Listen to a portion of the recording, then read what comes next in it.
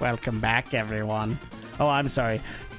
Team Magma's Maxi got ahead of us, but we also got what we wanted. So, the Red Orb preserved at Mt Pyre, I, Archie, now have it in my possession, and I'm not affiliated with the Archie comics. Foo. Now we can bring our ultimate objective to fruition. I don't know why I say foo. Okay, team, pull out. Maybe he's just saying F you.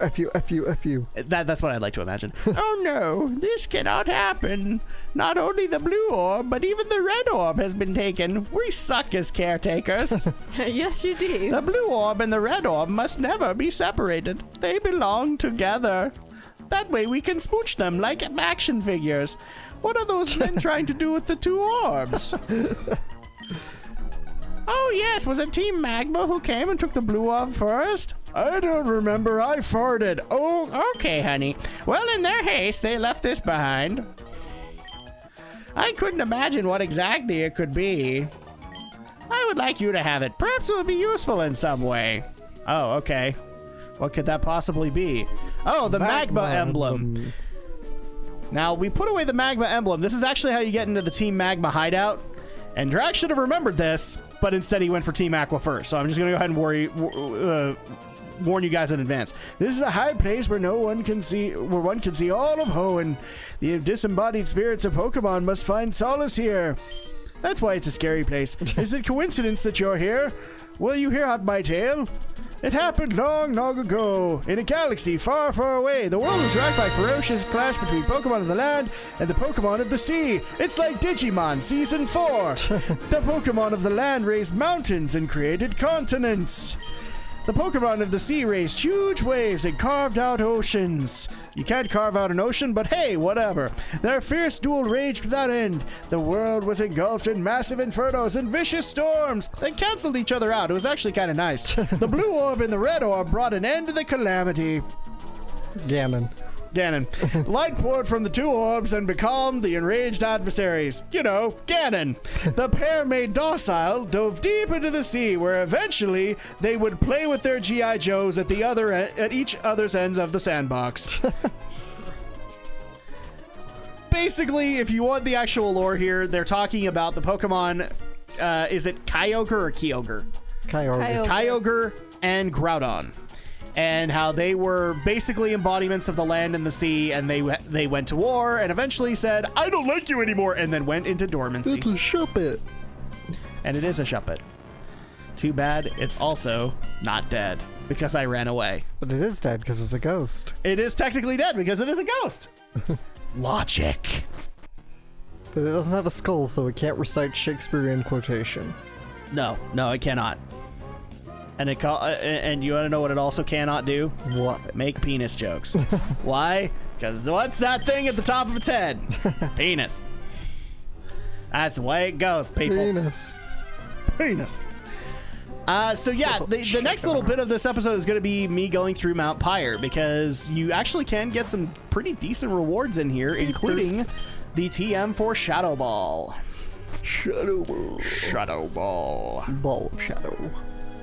I'm sorry, Hey, Shadow Ball. Pokemon, you came along after me. You're rude. Which can be obtained in the card graveyard.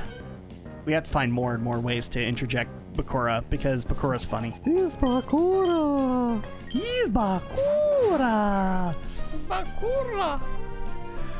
Oh, Bakura. You, here's the funniest thing, is like usually when I go back and watch some Yu-Gi-Oh episodes, Bakura's usually involved in them. Of course he is. Because I love that voice. Love it.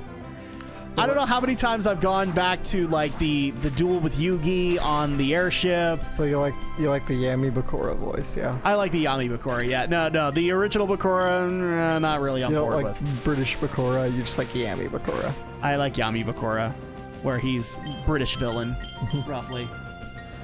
Because he tries very hard to have that British accent. You know he does. He tries very hard, and it doesn't work. But hey, it's hilarious. No, there have been many times when I've gone back to watching Yu-Gi-Oh again, and it's just I literally start off at Battle City Finals, Yugi versus Bakura, or I'll start off with Marek versus Bakura. That's another really great one. My name is Marek. I don't care. Yeah, that's actually another thing that I've been doing a lot in the break is I've been catching up on Yu-Gi-Oh! Abridged as well as Dragon Ball Z Abridged, because in case people didn't know, Dragon Ball Z Abridged just ended their 3rd season. And in a big way, because they finished off Cell, and now we get to wait until I think they've actually officially clocked it at 2020 when we're going to get the first episodes of Season 4. Jeez, we gotta wait. I'm just gonna let that sit there for a second. Gotta wait almost 2 years. Well, it's because they have other projects that are going on at the same time. They're actually doing the dub for a series called Hells, and the other thing too is they also do Hellsing Ultimate Abridged, which is going to thankfully end Beep, beep. this year. So like this Halloween, we're gonna get the final episode of Hellsing Ultimate Abridged. And what was the other project they have? They have Hells. They're actually doing a lot of work for dubbing companies now. Yeah, getting a lot of legit work. So while it's awesome that they're getting some legit work, as Alex put it, this also means that they don't have enough time to go and work on their pet project, which is Dragon Ball Z Abridged. And also because they're not really earning any money off of it. If there are ads on Dragon Ball Z episodes, it's because of Toei. Right. So, there you go. But hey, I mean, it's not like they're not finding ways to do their respective voices. I mean, for crying out loud, Screw Attack will hire them on for Death Battle. Letty Pator has been brought on for I think 3 different death battles, all involving Vegeta. So there you go. Vegeta. Are you gonna Vegeta. Are you gonna eventually watch that walkthrough of Resident Evil 7 with what's that character? With yes, I am gonna do this, and this is another thing I love that Team 4-Star does. So Team 4-Star decided that people love the character voices, right, Alex? Yes. So they actually have like a little subsection of their Let's Plays where they'll have the character or Letty Pator come in and play Krillin, except since in the Dragon Ball Z abridged version, Krillin's kind of a coward. Like he gets scared very easily. Right. So they'll have him play horror games. So it's Lanny Pator screaming as Krillin while playing Resident Evil 7, Silent Hill. They actually did The Evil Within, which is another game that gets recommended to us because apparently it'll quote scare the socks off of us. Right. But yeah, so like they'll do that, or they also have where Lanny will play as Vegeta. And he'll do all of the negative decisions, all the stupid ones. Mm-hmm. And it's called Renegade for Life. And the other one that I like is Goku Plays, where they get Masako X to come in and do his Goku voice while he plays a game. Rock Smash. The one they don't do anymore that's really sad is 2 Saiyans Play, because Takahata 101 is really not involved anymore. That's the funniest part about this whole thing, is that as much as Toei actually hates Team 4-Star,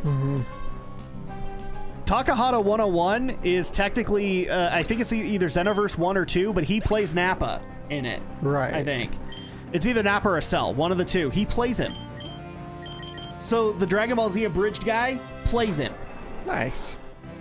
And Toei didn't immediately ask for him to be fired? Oh, wait, he actually has a pretty good Nappa, and he actually has a pretty good Perfect Cell. I wonder why they brought him in. Rant over. I'm sorry. But hey, bottom line, here's why Alex should watch Dragon Ball Z abridged. Little Karibo as Frieza. Nice. I'm sorry. What were we talking about again, Zabon? Because you've at least heard the Frieza voice, haven't you? I'm sure I have. Like, yeah, Little Karibo didn't do any of that. Right. He just came on. In fact, one of the things I find funny is when they introduced him, they did it with one of the little movies, and they actually have him start off and then go, I'm sorry, what were we talking about again? And from there on in, that's the Little Karibo Frieza. I am Lord Frieza, yes. Why is Andrea on the IMDb page for card captors? I have no idea why she is. She is doing her own research. I'm just glad she's not looking into porn. Why am I wanting to look into porn? Well, I mean, this could be a Game Grump situation where Danny wants to look at porn all the time. No, I was just curious, a few things. And those things were? Can you care to ask? Maybe I can tell you some answers. Well, I'm just wondering if I was lucky to find some Card Captor episodes. I have the Blu-rays if you want to watch them. Are they actually the ones from like the TV series, or are they? No, not exactly. Are they? Are they the subbed ones you have? There is a dub. The dub's crap, but Oh, so you mean it's like crap. Gundam Build Fighters Try. yeah, because it's one of those cheap dubs like made in Asia somewhere. Yeah. Thanks, NIS America. How come they show up one day on the TV? You know, like On the what? on like television, like you can actually watch them, but you never find them ever again when they are gone. Because Because it's in dormancy. licensing and Yeah. That is so dumb. Because now. It's partially like the perfect example of this is like why certain channels could show Godzilla and some couldn't. Yeah. Because you had the license for that given movie. Yeah. Yeah, you're just lucky enough that you had the opportunity to watch it when it came on, like. Or not whatever that you had the channel. license, but you had the authorization to use it, right, Alex? Am I saying that right? Yeah, that's what the license is. It's authorization to use it, basically. You have the authorization to be able to pull it out, and unfortunately, Card Captors doesn't, or the company I think that owns it doesn't exist anymore, isn't it? No, they do. Because I know Nelvana was one of them. Nelvana is still around. I think, unless they're Cookie Jar now, I can't remember. But the problem with Card Captors is it's complicated because it's a reworking of the original, basically, because basically they got permission to localize it to how they feel. Yeah. And nowadays, the original copyright holders in Japan may not look fondly on that. They might just want you to And that's release another conflict that can happen, is that the original copyright holders in Japan can then question you. And nowadays, NIS America, also known as NIS Otherwise America. known as NISA. Yeah, NISA. Now, they have the rights to the anime for the US distribution, and they have it all on Blu-ray. But Funimation has the new show, Clear Card. I was gonna actually say, I'm like, doesn't Funimation have Clear Card? Yeah. So why wouldn't Funimation have that too? Oh wait, Funimation hasn't been able to rescue that yet. Yeah, and while the movies are all under different licensees. Yeah, and that's where the companies get weird. Yeah, So Card Captors, the whole Card Captor Soccer franchise is like weirdly split among like a bunch of different licensors. I mean, and before people just jump down Funimation's throat, they're working as hard as they can, people. I mean, what version do you have, Alex? I have essentially the original Japanese version uncut. Sub, yeah. It's completely unaltered. It does have a dub, like I said, because it was a dub that was produced way back then in the 90s in Asia for English-speaking Which audiences sounds over like there. this, because we can't possibly emote to save our lives. Pretty much.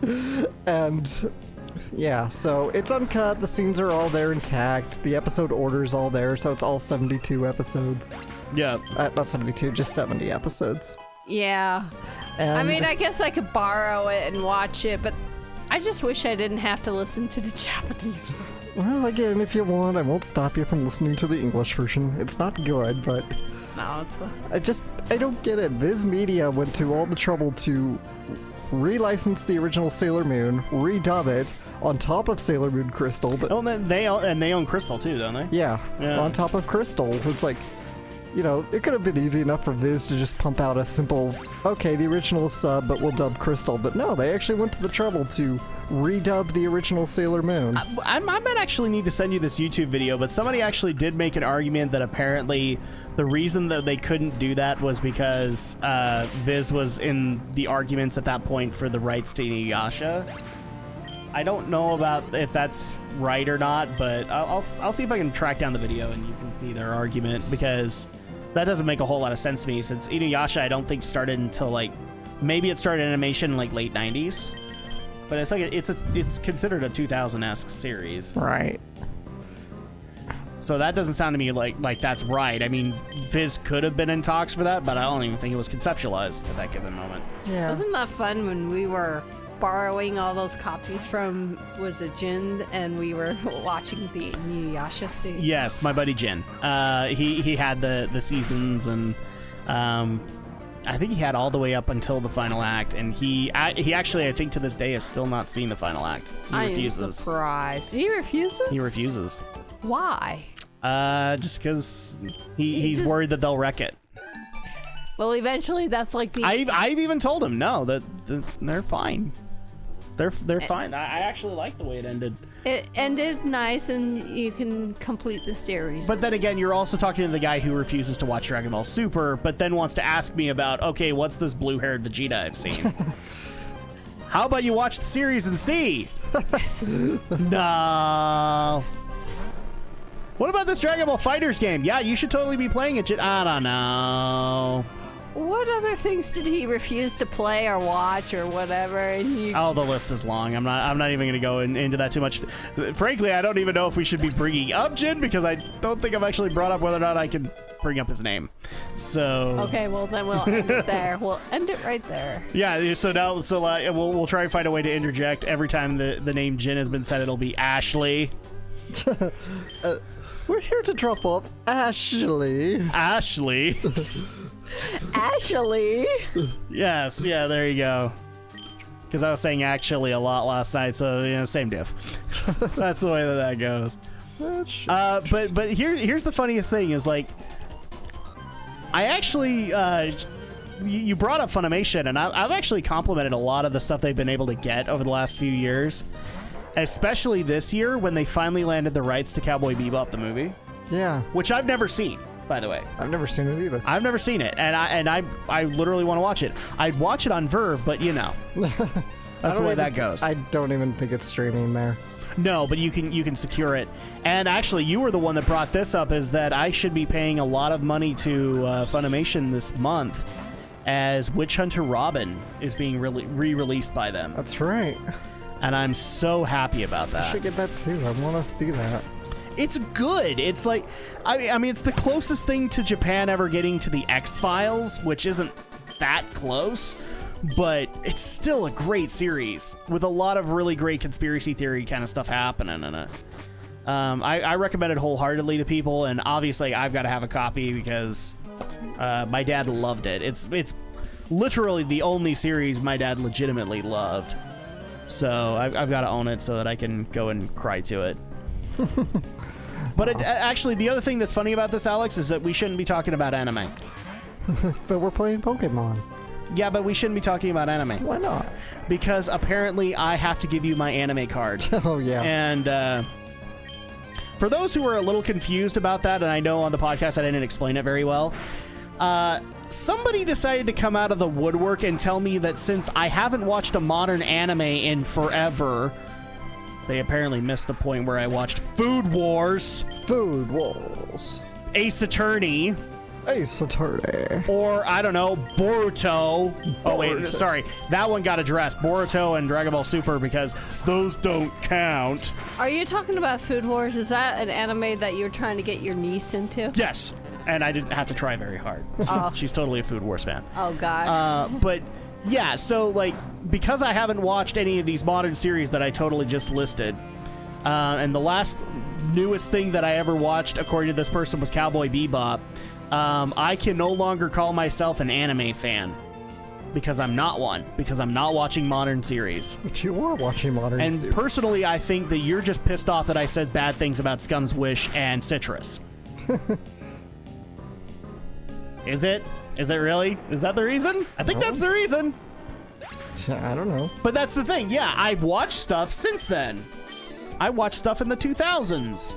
Yeah. You watch... I mean, a lot of those shows are still going, like Boruto and Dragon Ball. But Boruto and Dragon Ball Super don't count because they're continuations. Yeah, but they're still modern. See, I'm glad that you make that characterization, and you're the anime reviewer, so you just justified it. Yeah. Oh, and by the way, TM30... Damn it, Alex! Now I have Shadow Ball. However, if you were watching the latest Sword Art Online season, then, well, we'd have words. Which, by the way, I just found out today. That's gonna... It's funny you bring that up. I found out today. Hold on. I found out today. That's probably gonna be like a 50-episode series. Well, then it's funny you bring up that it's a 50-episode series because you've got a request. I'm not reviewing Sword Art Online. You heard it here first.